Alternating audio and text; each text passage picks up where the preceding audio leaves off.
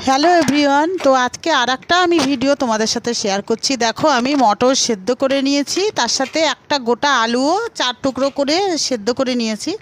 মটরটা প্রেসারেই আমি সিটি দিয়ে নিয়েছি। তো আমি ঘুগনি রান্না করব। তো কীভাবে ঘুগনি রান্না করি আমি তোমরা দেখে নাও। ঘুগনি তো কমন জিনিস, সবাই ঘরে ঘরে রান্না করে। তো এইভাবে যদি মটর আলু দিয়ে ঘুগনিটা করা যায় তাহলে খুবই ভালো লাগে। আর এর সঙ্গে আমি মশলা কী দিয়েছি, আদা রসুন 4-5 কোয়া আদা, আর দিয়েছি হলো 2টো শুকনো লঙ্কা আর টমেটো একটা দিয়ে মিক্সিতে পেস্ট করে নিয়েছি। আর এদিকে দেখো সেদ্ধ হয়ে গেছে মটরগুলো, সিটি দেওয়া হয়ে যাওয়ার পরে একটা বাসনে রেখে দিয়েছি আলাদা পাত্রে। আর এদিকে গোটা আলুটা যেটা সেদ্ধ হয়েছিল ওটা চটকিয়ে আলাদা রেখে দিয়েছি। আর এদিকে কড়াইতে তেল গরম হয়ে গেছে, আমি গোটা গরম মশলা ফোড়ন আর জিরে ফোড়ন দিয়ে দিয়েছি। দিয়ে মশলাটা আমি কষিয়ে নেবো। এর মধ্যে যে আদা রসুন, আমি 4-5 কোয়া রসুন দিয়েছি আর আদা দিয়েছি মানে পরিমাণ মতন। আর এর মধ্যে সব একে একে মশলা দেবো। ধনের গুঁড়ো ঘুগনি ছাড়া হয় না, ধনের গুঁড়ো দিয়েছি, আমি জিরের গুঁড়ো দেইনি। সব পরিমাণ মতো দিয়েছি। 1 চামচ করে কাশ্মীরি মির্চ, ধনের গুঁড়ো, লঙ্কা মানে হলুদ, আর স্বাদ মতো চিনি স্বাদ আনার জন্য, আর দিয়েছি লবণ। তো এইভাবে এর মধ্যে সব একে একে মশলাগুলো দিয়ে ভালো করে কষিয়ে নিচ্ছি।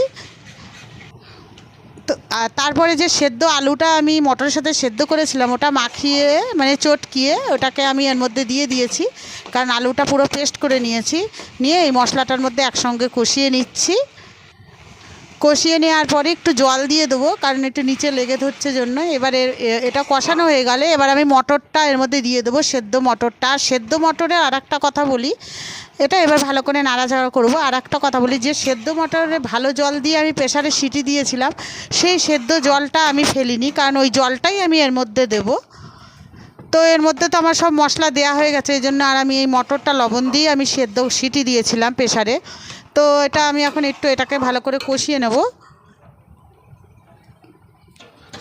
তো এই যে জলটা, যে মটর সেদ্ধর যে জলটা, এই জলটাই আমি দিয়ে দেবো। তো ঘুগনিটা ঠান্ডা হলেই আবার জমাট বেঁধে যায়, ওই জন্য আমি জল একটু বেশিই দিয়েছি, কারণ আমার পাতলা পাতলাই ভালো লাগে।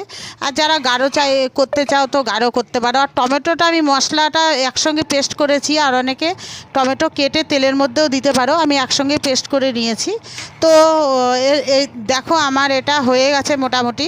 কিন্তু আর একটা জিনিস আমি দিতে পারলাম না, যেহেতু আমার ঘরে ছিল না, সেটা হলো আমার ধনেপাতা দিলে খুব ভালো হয়। তো এটা হলো গরম মশলা, আমি গোটা গরম মশলা আমি পেস্ট করে নিয়েছিলাম মিক্সিতে, সেটাই আমি উপর দিয়ে ছড়িয়ে দিলাম।